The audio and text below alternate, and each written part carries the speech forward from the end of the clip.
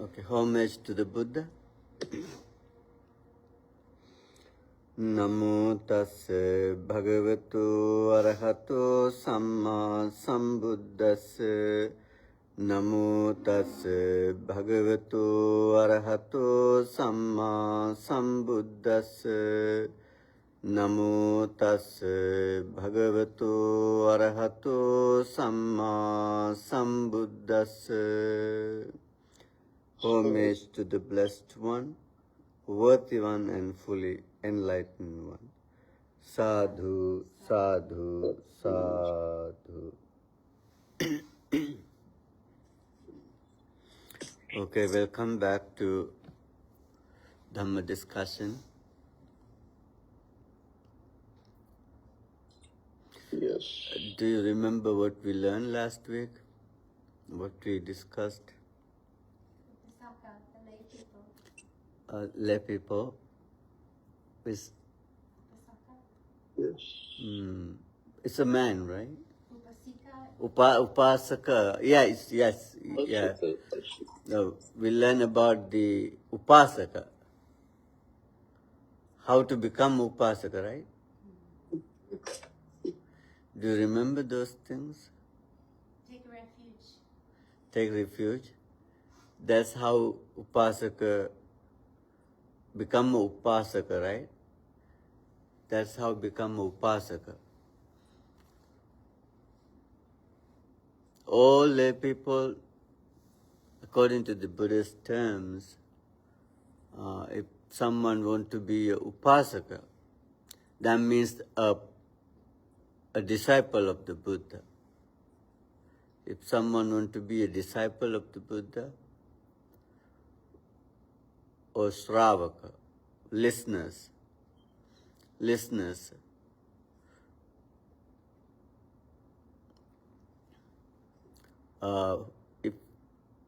someone wants to be a follower, Buddhist follower, so then he have to take refuge,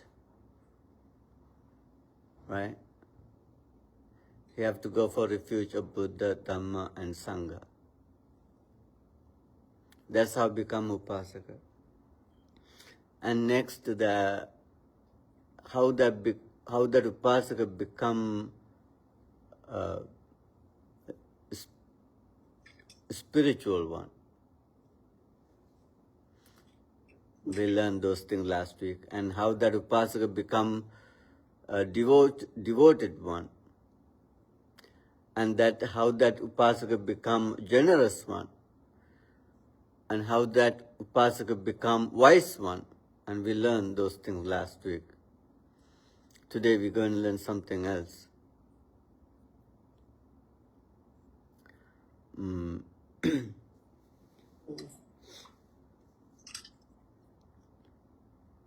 also we learned last week how could you advise a sick person who is at the last moment on deathbed.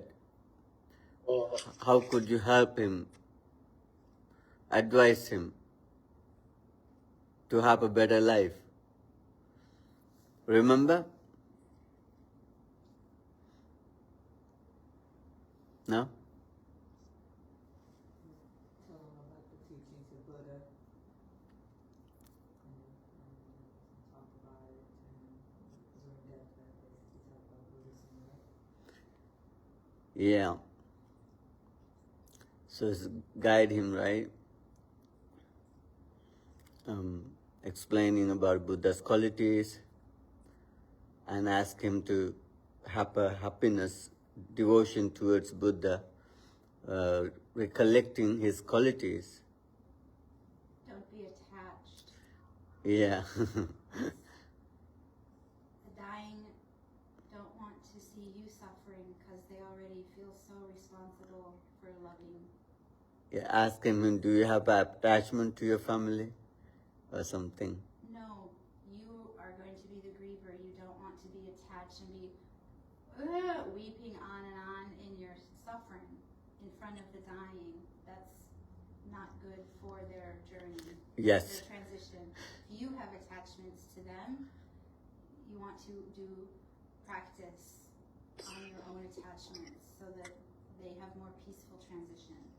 Yes. Best thing you can do is not try to teach the Dhamma to a dying person, is to practice on your own. This is cannot be done by everyone. I explained the wise person, wise upasaka, how advice to another wise upasaka. This is not supposed to be tell everyone.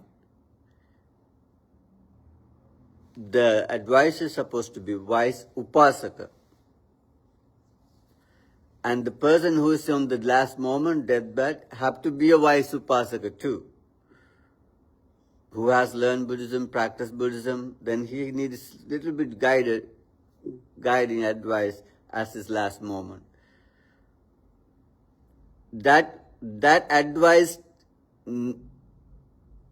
brings him to enlightenment. This begin from asking him to, do you have attachment to your family? If you have attachment, you should let it go because you are going to die. With your attachment or without your attachment, you definitely die. It's better to not to have attachment. This human life is conflicts, afflicts, so many troubles, miserable, terrible. You should go in heaven. Heaven is much better, happiness, peace. So you should establish your mind into heaven, not to the human realm. Then step by step bring him to up until to enlightenment. Today we're going to learn something else. The Mahanama, and that's advice, Buddha's advice to actually Mahanama, and Buddha's answer to the question of the Mahanama. Buddha was living in the Sakya, the Sakya state, where our Buddha born. And then the Buddha's relatives, Buddha's family built him a monastery called Nigrodharama. The Nigrodharama, the Nigrodha monastery built for the Buddha by his relatives, his family. So this time Buddha was living at that monastery. Then Buddha's relatives keep visiting him to listen to Dhamma. The one day a Sakya, Buddha's relative called Mahanama, came to see Buddha. And he is very devoted one to the Buddha. And he spent some time with Buddha and monks. There are many teachings Buddha has given to that Mahanama. Once he came to Buddha and spent some time with the Buddha, and then told to the Buddha, Bhante, I spend a wonderful time with you and with other monks, and they brings happiness, peace into my mind. I'm so relaxed and happy, very peaceful, very devoted, my mind so pure. When I was with you and with these monks, enlightened ones in the monastery. But at evening, when I go back to home, then this Kapilavatthu is the city of the Sakya state. Kapilavatthu is the city in the Nepal, foot of the Himalaya mountain. The Kapilavatthu, and then the Mahanama says, is very crowded. Very crowded. Elephants on the runway. Horses on the runway. I encounter with elephants. When I going back, I encounter with the horses and chariots, carts, and some people. They are straight ones, not relaxed and quiet. They are kind of confused and troubled. I leave the temple with peaceful mind. and with the mindfulness towards Buddha and the Sangha and towards the Dhamma. But when I encounter these straight elephants, horses, carts and chariots and people, I lose my mindfulness towards Buddha. I lose my peace. Bhante, I'm worried. If I die at that moment,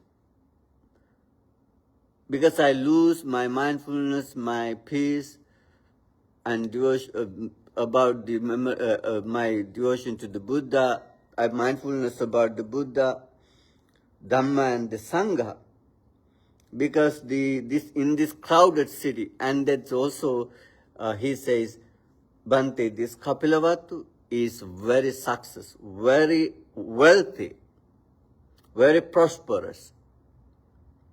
You know, Buddha was born into a very wealthy family. This sutta says, Imasmin Kapilavatthu, this Kapilavatthu is Iddhancha, very prosperous and very successful, very wealthy.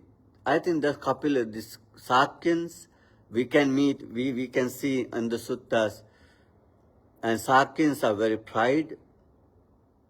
They are very wealthy, like what is the richest area in New York City? In the city? Oh yeah? Tribeca? Something like that. The Kapilavatthu is something like that. Very rich people. Very rich. And Buddha also, he has mentioned these people, then they very crowded and then very wealthy. Then when he going back, then he meet those kind of elephants and horses, his straight ones. Then he lose about his mindfulness towards Buddha. Then he's worried about if he die at that moment, where he will born. Then Buddha said to him, don't worry, Mahanama. Don't worry. Your death will not be bad. Your death, your passing will be bad.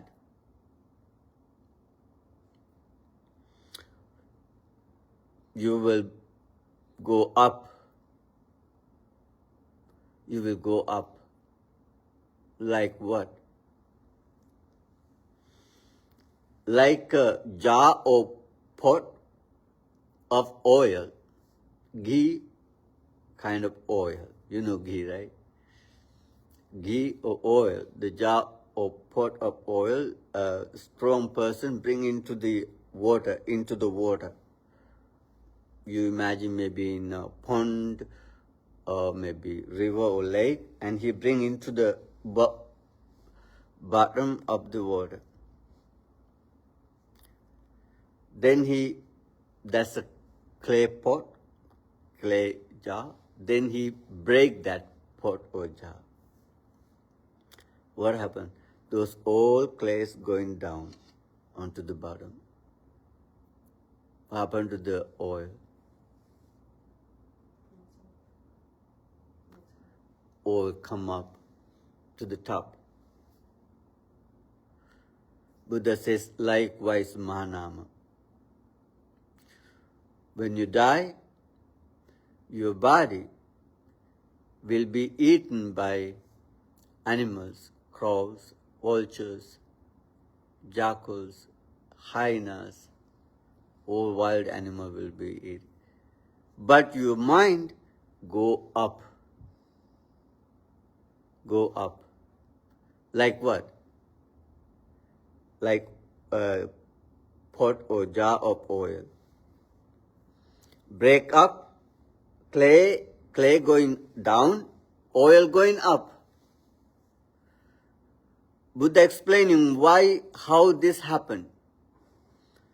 Buddha explaining how this happened. Because the Mahanama is very devoted.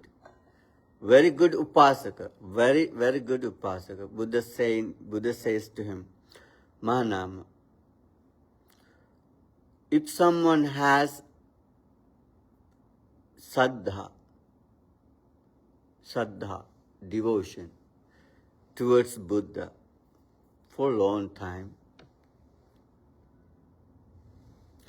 who has saddha or devotion towards Dhamma for a long time, who has devotion, saddha towards Sangha for a long time,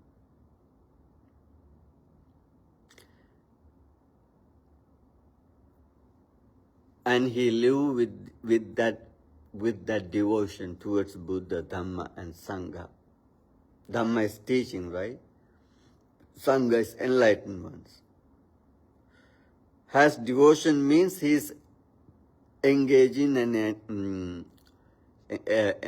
associating Buddha, Dhamma and Sangha for a long time, for a while. Then his heart filled with that devotion, saddha. That saddha is not believing. It's good understanding about Buddha and his teaching and those enlightened ones. Also, and second, he has virtue. You see, he has virtues. He not killing. He avoid killing.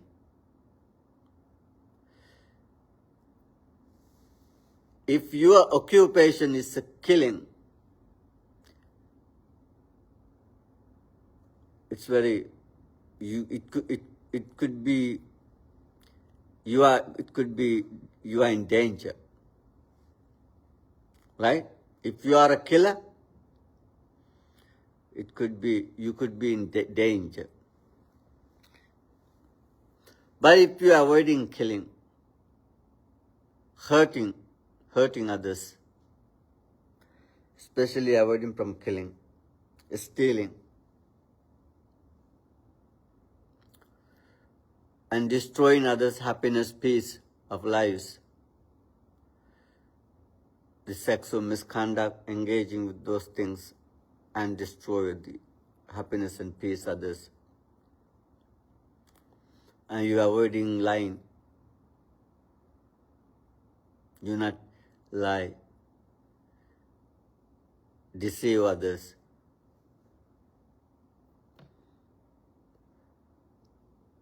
Do you protect your words? And then you avoiding intoxications.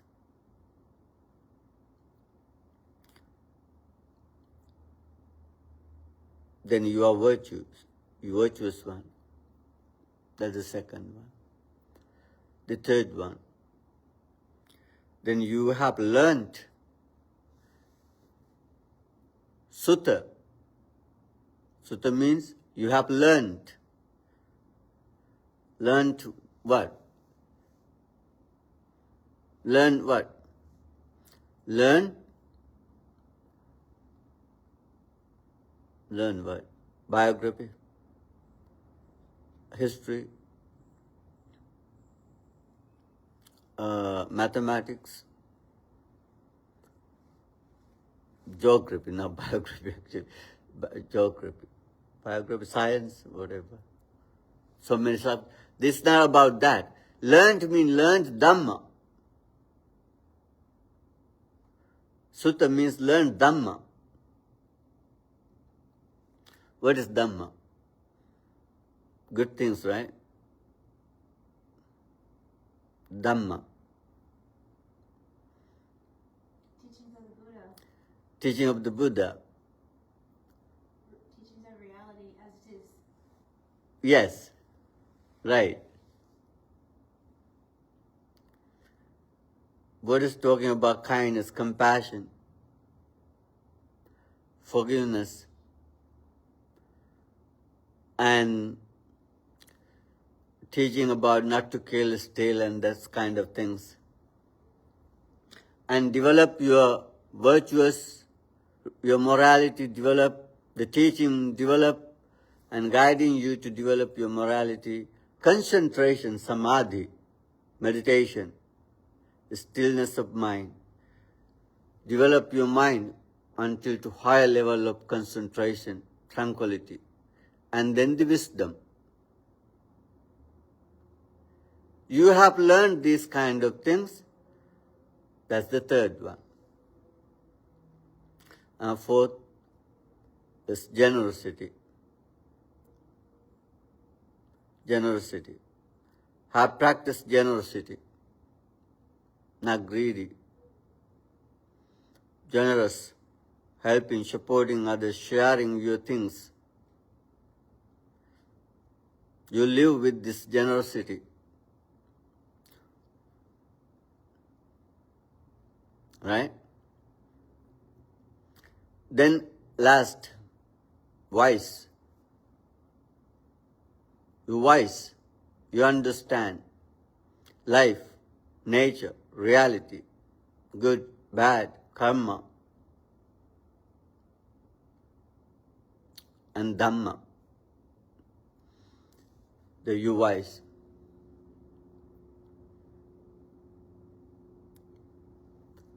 Who has these things, and definitely he will be like that oil. Bring into the water, but it's come up. And Buddha said, likewise, and you go up. Uddagami hoti visheshagami. And Buddha used 2 words to tell that. Uddagami, going up. Visheshagami, and your destination will be special. Will be special, not normal. Because you have gone, you have taken refuge of Buddha, Dhamma, and Sangha for a while, and you are devoted and virtuous, and then they learned, generous and wise. Then you don't have to worry about how you will die. Maybe you got accident on the road, hit by a vehicle, right? Could be die unexpectedly, right? In India recently happened in the airplane crash, right? Terrible one.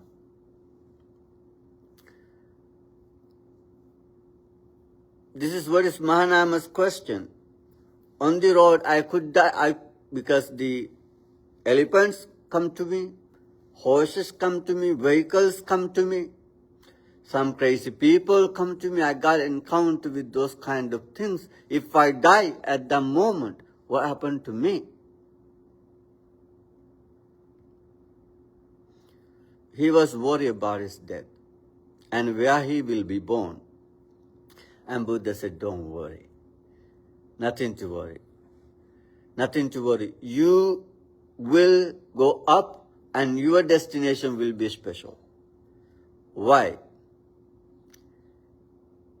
You are devoted, virtuous, generous, and learned and wise, and have go for refuge of Buddha, Dhamma, and Sangha. Then your destination will be like oil, never able to, it is not possible to take into the under the water, not possible to keep under the water. That means doesn't matter how you die. Someone could be attacked you. You could be die because terrible illness or sickness. Some kind of accident. But you are secure. You have a great insurance. There are so many insurance, right? Do you have an insurance policy, insurance for your life? If you got some accident, pay for your, Michael, do you have a life insurance?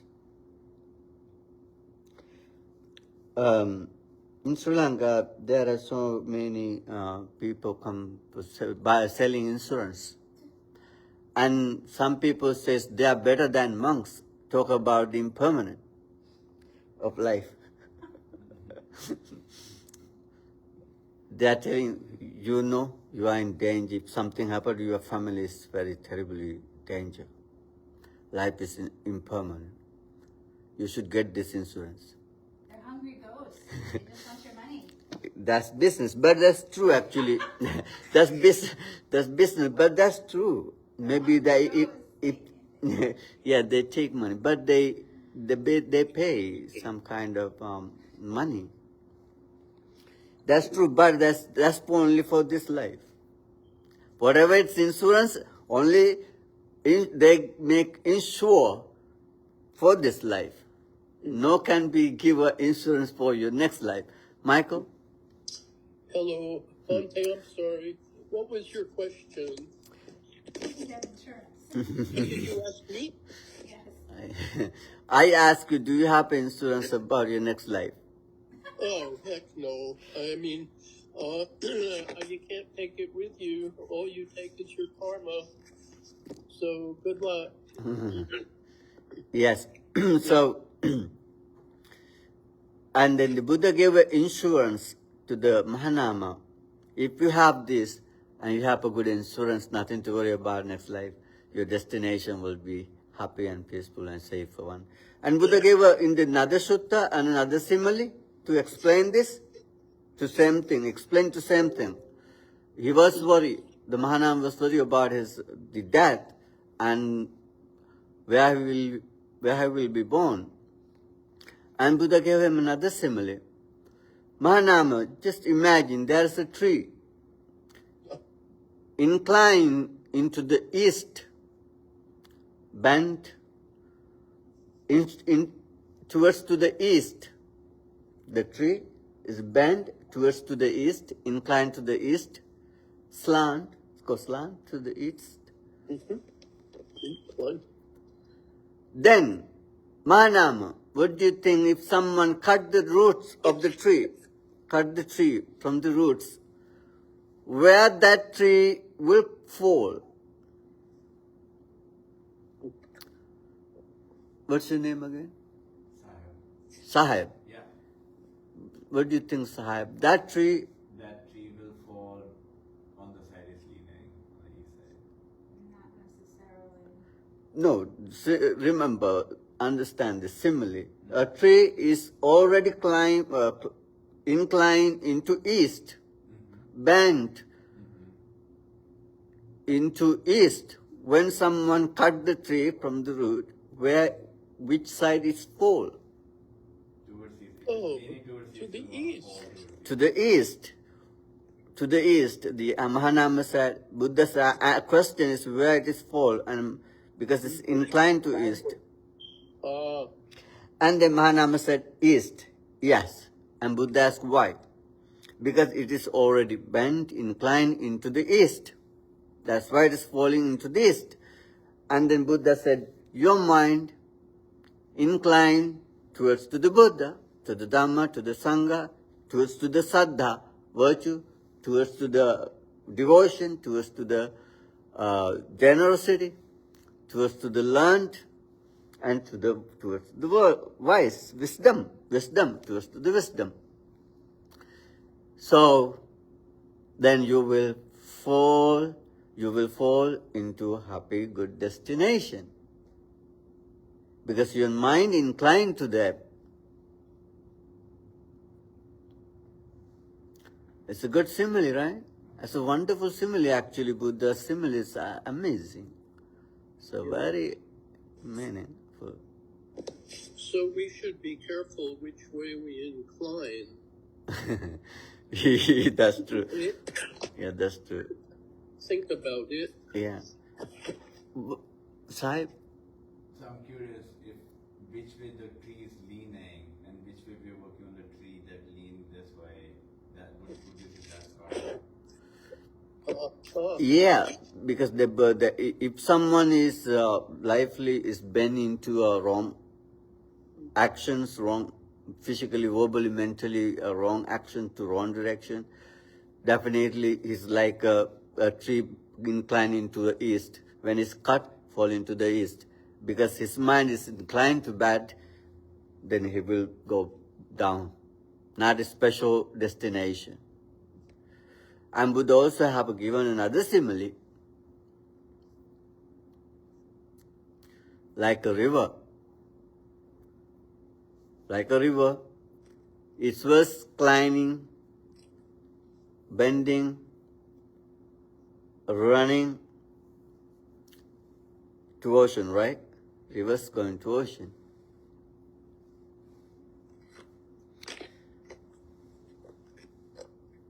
When someone fell into river or when something put into river, even they cut the trees onto river, what is bending to the river,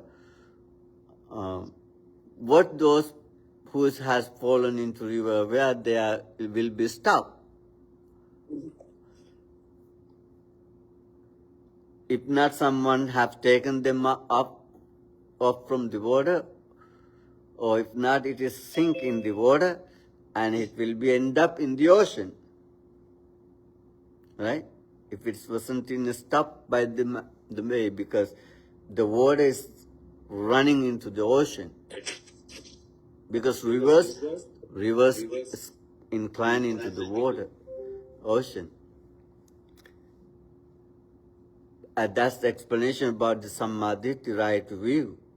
This right view, who has right view, this who has the devotion to the Buddha, Dhamma and Sangha, and who has Saddha, devotion, virtue, learn, and generous and wisdom. That means he has right view. Then his destination will be end up in the enlightenment, even into the stream entry. Sotapanna. That Sotapanna, Sota means stream, right? Stream. Apanna means enter into the stream. Who has entered into the stream, Sotapanna, and he will end up in the Arahantship. So that means, then who has these qualities, good qualities, he has nothing to worry about his life. Nothing to worry about your poor, your illness, your family troubles, your neighborhood troubles, country trouble. Nothing to worry about racist. Nothing to worry about economic problems. Nothing to worry about social problems. Nothing to worry about any problems. Right? So what do you think?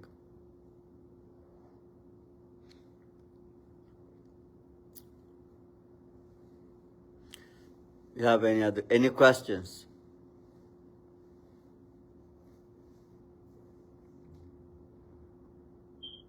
So my understanding is for stream entry there are three fetters. Like the right view is like you understand those three things at its core. You had that insight and wisdom. Could you speak to get to that right view properly? What are those three fetters that we must reflect on to get to a place of right view? Yeah. When someone enters into the stream entry and he get cut off those three fetters, that means that's the permanent insurance. Buddha's permanent insurance, not going down, not going back to lower realms.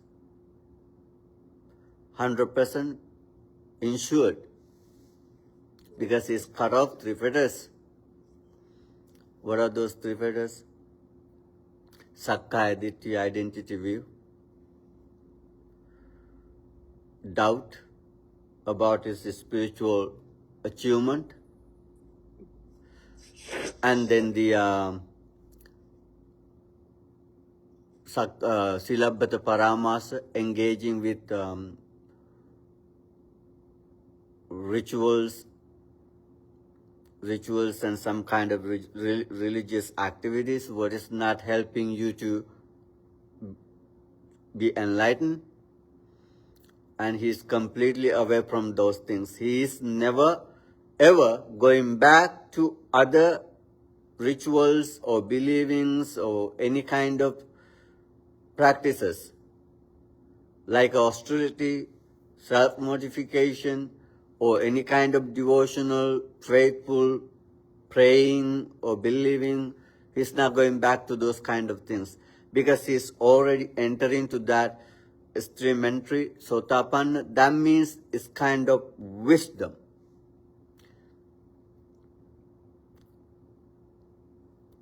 That's the wisdom has entering to the Sotapanna. It is can be assured. Buddha has explained in the, we can learn next week, Buddha how has explained it. Then who has devotion to the Buddha, Dhamma and Sangha, and who has Saddha. Saddha means actually devotion towards spiritual development, spiritual achievement. Shraddha. It's not believing, it's a kind of confidence about spiritual progress. Who has that and he keep growing with it, then he start to practice virtue, and his practice to learn, and his practice to be generous and wise. Then the enter into the stream means enter into the first of the path of the stream and then to the fruit. Then he will never going back to that's Buddha's insurance, not going back to lower ends, but he's going up. And end up within 7 lifetimes, and he will end up the suffering. Is that right?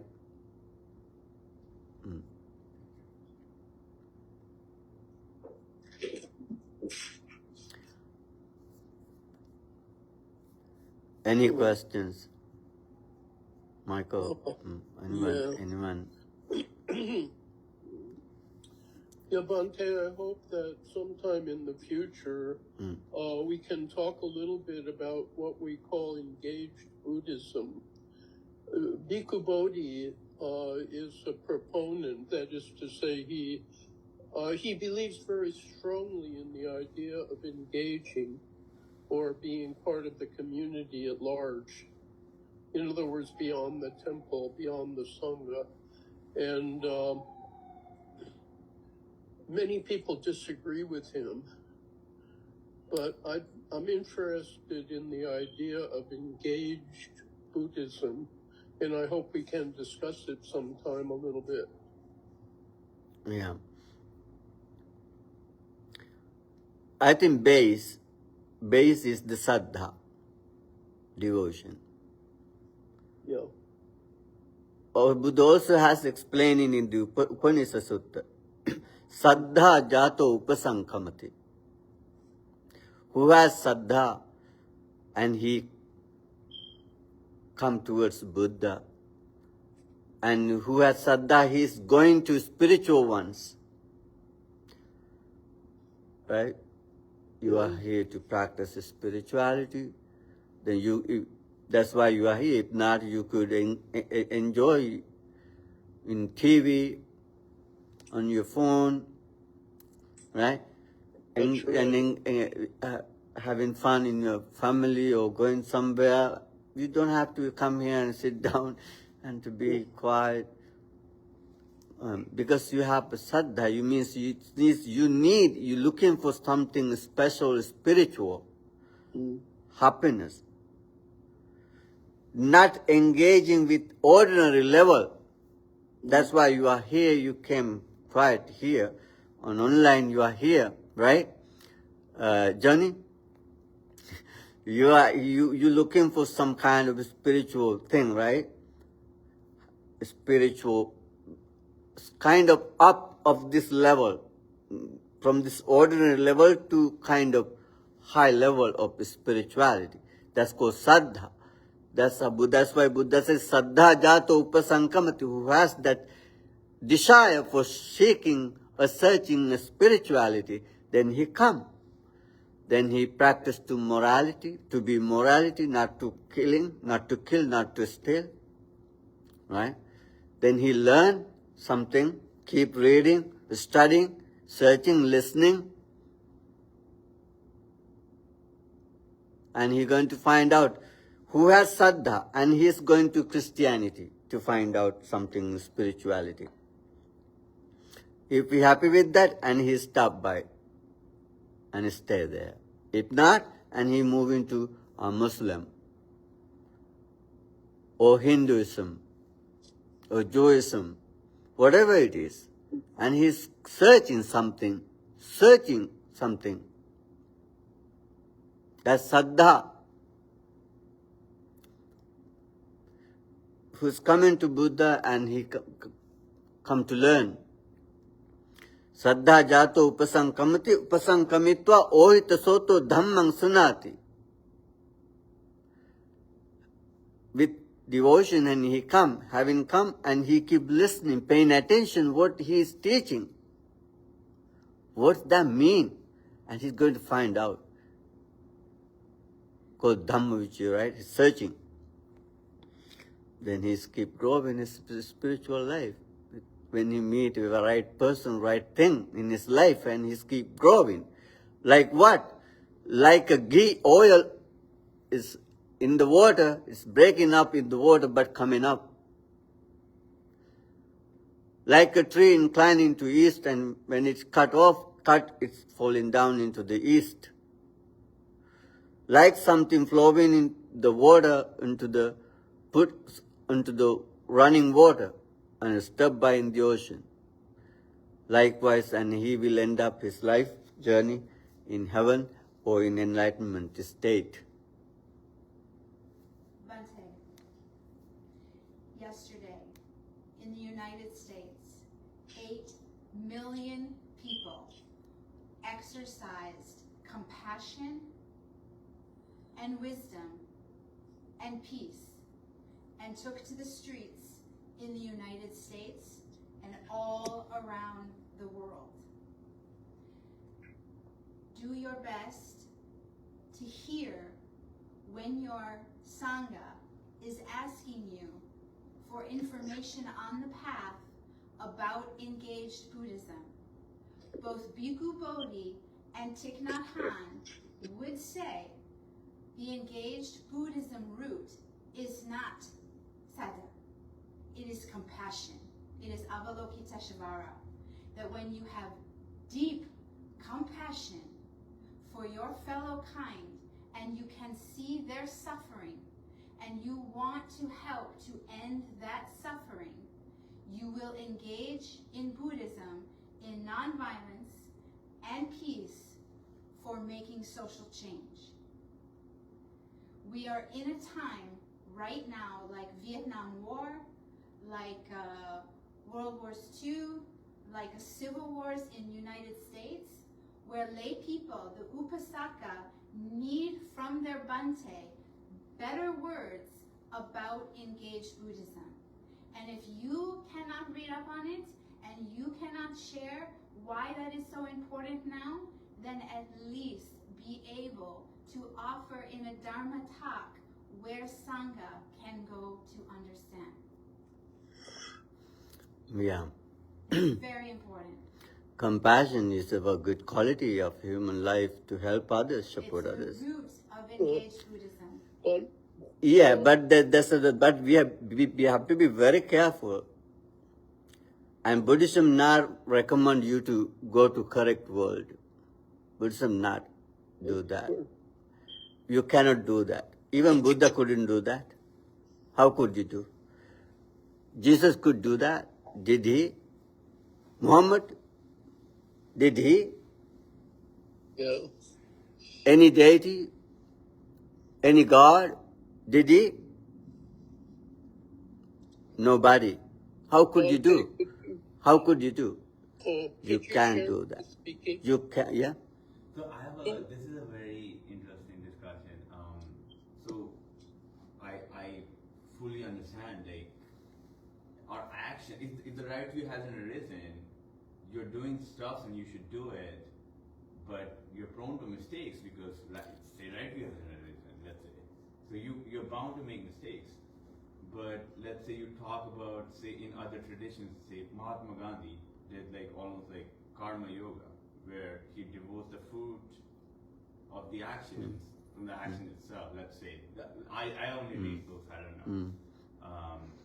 Yeah. So I wonder if in terms of engaged Buddhism, if Buddha ever spoke along the lines of maybe what Gandhi was trying to do as karma yoga, is like devoting the fruit of the action, something to that effect. Is that even possible? Excuse me, Bhante? Michael, give me a minute. Is that, Someone Of talking. course. so I'm wondering, is that even possible? Let's say right view, like where you are, like in terms of engagement. Let's say you want to do engagement.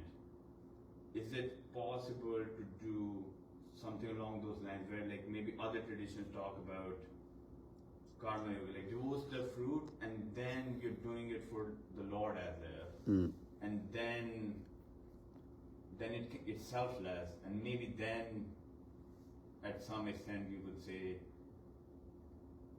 maybe it's a little better. Yeah, that's true. Yeah.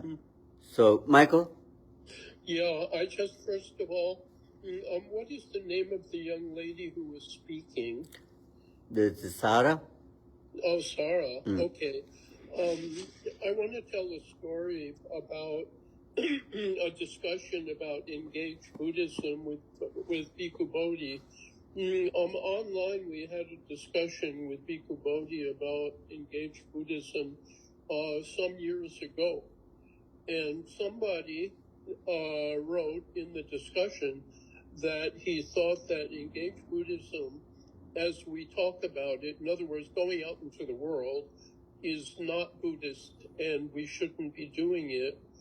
And I wrote, I participated, and I said that actually he's quite right, because there are different points of view.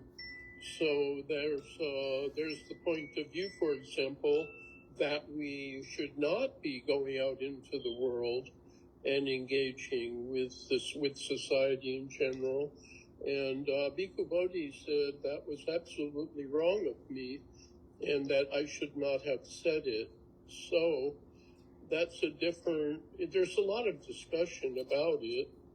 So I don't think that Sarah should leave because you have a different viewpoint.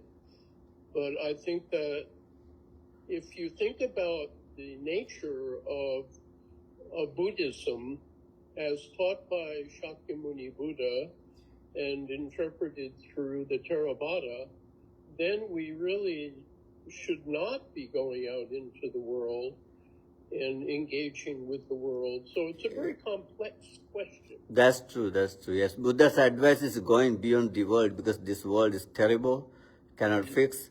This is called karma loka. Yeah. Karma loka means engaging with senses. And this is the first world realm. And the very terrible one, being human, is the blessed one. But Buddha never encourage you to go to fix this world. You cannot fix these political issues. You cannot fix these economic issues. You cannot fix these environment issues. You cannot fix this any kind of issues. Your job is fix yourself. Yeah. That's what Buddha's advice and encouragement. Buddha couldn't do that. Buddha never went to go fix them. Buddha once tried to stop, Buddha stopped twice when the Viduddha were going to kill his relatives. Buddha stopped twice, and third Buddha didn't. And he went and he killed them whole of Buddha's family. Bhante, this is largely a conversation with people who don't practice engaged Buddhism. So engaged Buddhism is not going out into the world. There's no difference between a Sangha practicing walking meditation and peaceful civil unrest. They're exactly the same thing. You're not going out into the world to change people. You are going out on walking meditation to exemplify peace and compassion. The idea that engaged Buddhism is about correcting wrong views, that's already someone who doesn't practice engaged Buddhism. Engaged Buddhism is not about wrong views. Engaged Buddhism is about looking at social injustice as collective suffering. So it's not about your imposing your view on someone else's wrong view. It is about the absolute compassionate nature of a bodhisattva recognizing that racism and sexism and homophobia and impoverishment and global capitalism are structural forms of tremendous suffering. So when you approach it as being peaceful in your practice for the collective suffering, we're not having conversation about right views.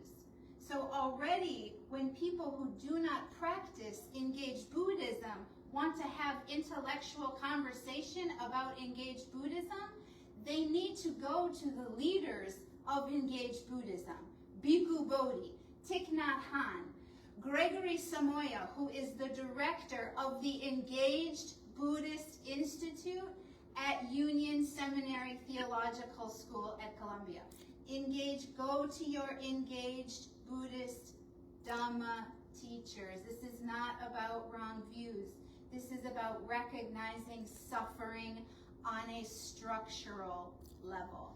And if you cannot have the compassion to recognize racism and sexism and homophobia and structural impoverishment. I got that.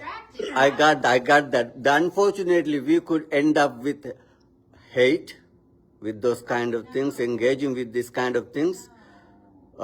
Listen, because the problem, my question,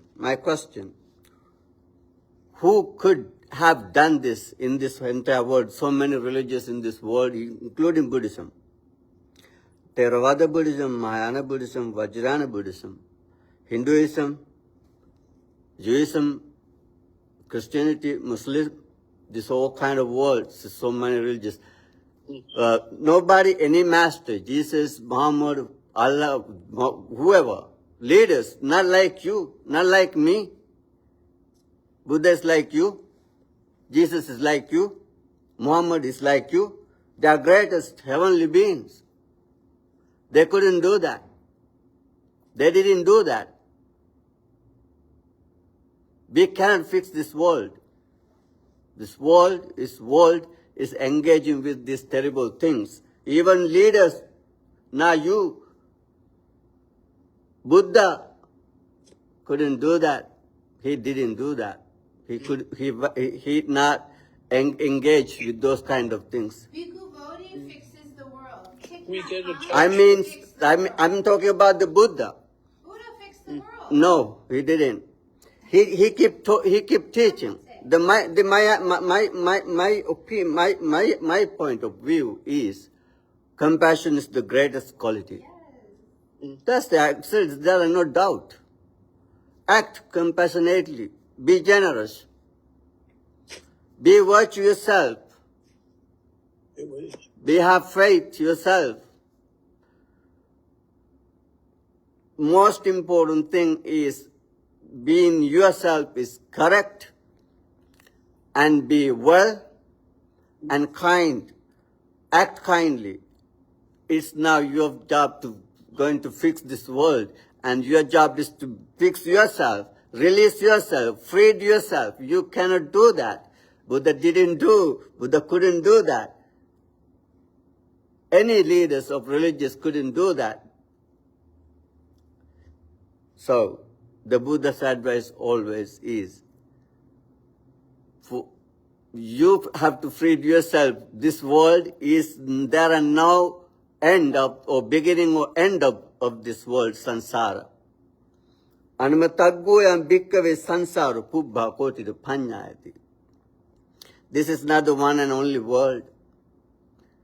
This is not the one and only world, and this sansara, there are no beginning point, there are no end point.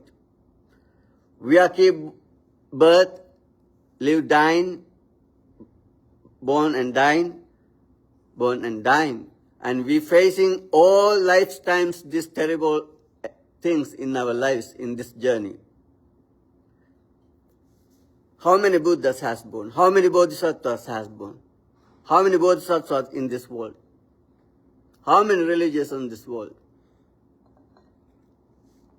See, my advice is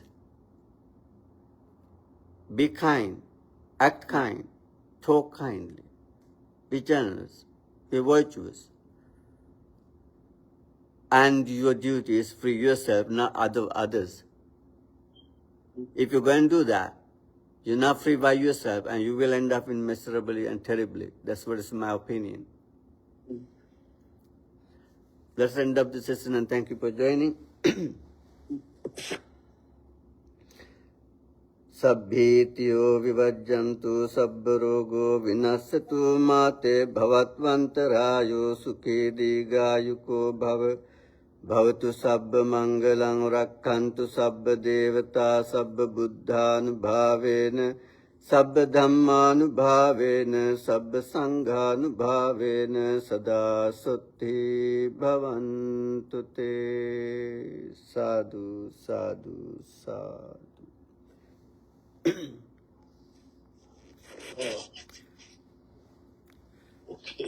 Okay, Junior, you gonna come here?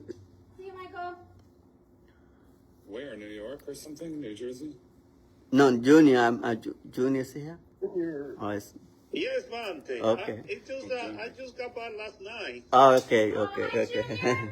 and I have the jet lag because the time difference. Junior's off. But I always stop by. Okay. Uh-huh. Okay. My master will come tonight. Oh, yeah. Yeah. Oh. That's good to know. Hmm.